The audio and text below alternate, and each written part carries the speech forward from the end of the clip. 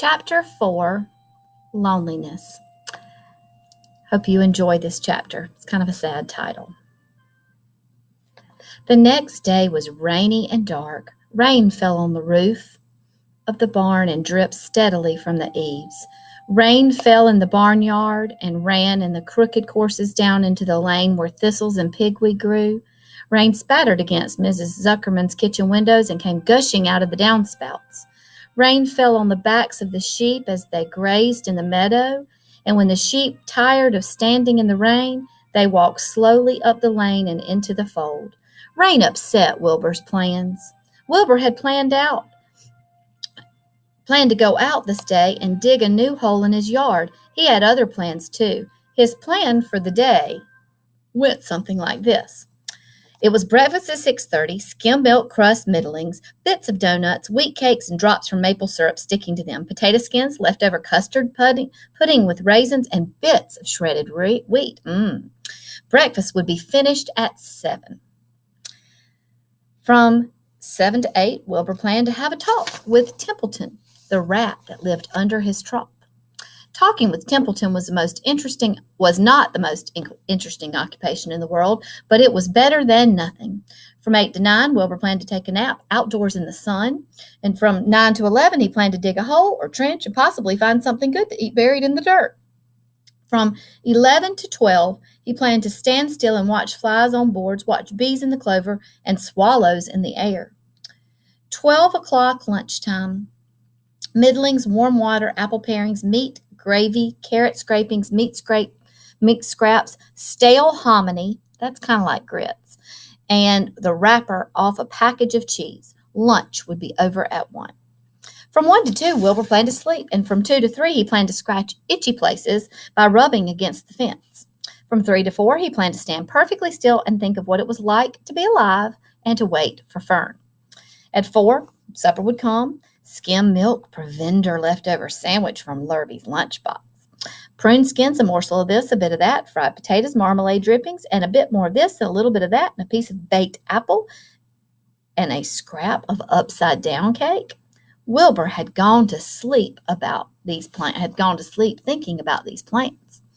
He awoke at 6, and he saw the rain, and it seemed as though he couldn't bear it. I get everything all beautifully planned out, and it has to go and rain, he said.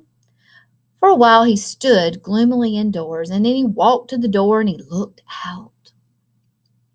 Drops of rain stuck on his face. His yard was cold and wet, and his trough had an inch of rainwater in it. Templeton was nowhere to be seen. "Are you out there, Templeton? Are you out there?" He groaned. There was no answer.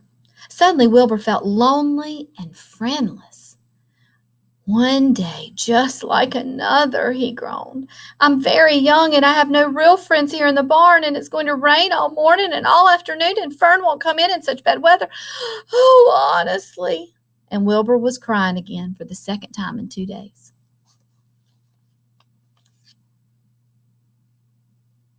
At 6:30, Wilbur heard the banging of a pail.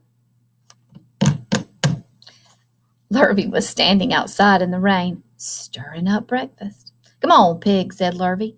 Wilbur did not budge. Lurvy dumped the slop, scraped the pail, and walked away. But he noticed that something was wrong with the pig. Wilbur didn't want food. He wanted love.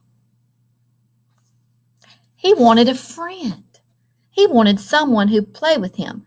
He mentioned this to the goose, who was sitting quietly in the corner of the sheepfold. "Will you come over and play with me?" he asked. "Sorry, Sonny, sorry," said the goose. "I'm sitting on my eggs, 8 of them. Gotta keep 'em toasty, oasty, warm. I have to stay right here. I'm no flibberty-hibberty, get it? I do not play when there are eggs to hatch. I'm expecting goslings." "Well, I didn't think you were expecting woodpeckers," said Wilbur bitterly. "Will you please play with me?" he asked the lambs. Next. "Certainly not," said the lamb. "In the first place, I cannot get into your pen as I am not old enough to jump over the fence. And in the second place, I am not interested in pigs. Pigs mean less than nothing to me." "What do you mean, less than nothing?" replied Wilbur. "I don't think there is something less than nothing. Nothing is absolutely the limit of nothingness. It's the lowest you can go. It's the end of the line. How can something be less than nothing? If there were something that was less than nothing, then nothing would be nothing and it would be something. And even though it's just a very little bit of something, if it's nothing is nothing, then nothing has that is less than it is." "Oh, be quiet," said the lamb. "Go play with by yourself. I don't play with pigs." Sadly, Wilbur lay down and he listened to the rain. Soon he saw the rat climbing down the slanting board that he used as a stairway. "Will you play with me, Templeton?" asked Wilbur. "Play," said Templeton, twirling his whiskers. "Play? I hardly know the meaning of the word." "Well," said Wilbur, "it means to have fun and to frolic and run and skip and make merry."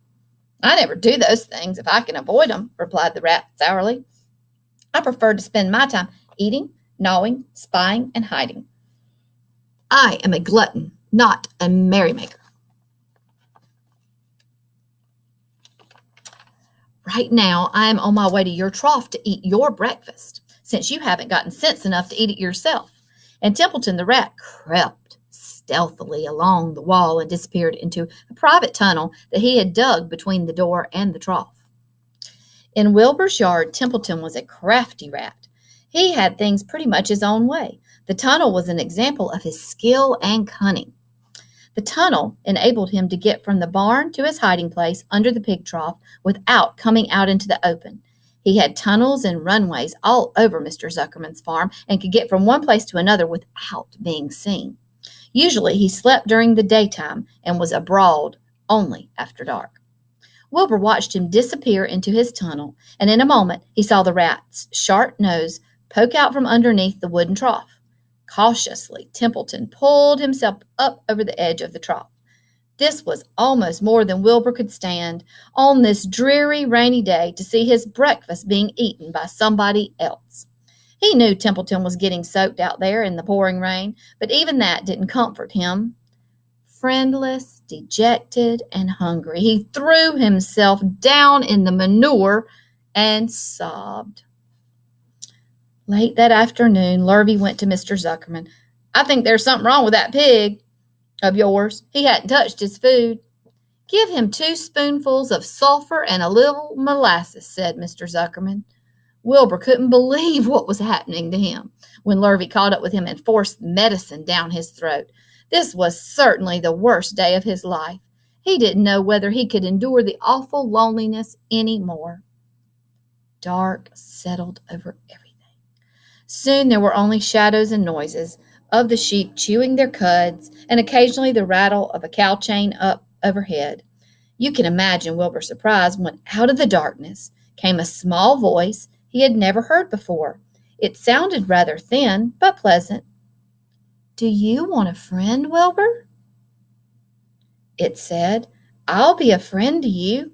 I've watched you all day long, and I like you." "But I can't see you," said Wilbur, jumping to his feet. "Where are you? Who are you?" "I'm right up here," said the voice. "Go to sleep. You'll see me in the morning." And that's the end of chapter 4. Thanks for listening.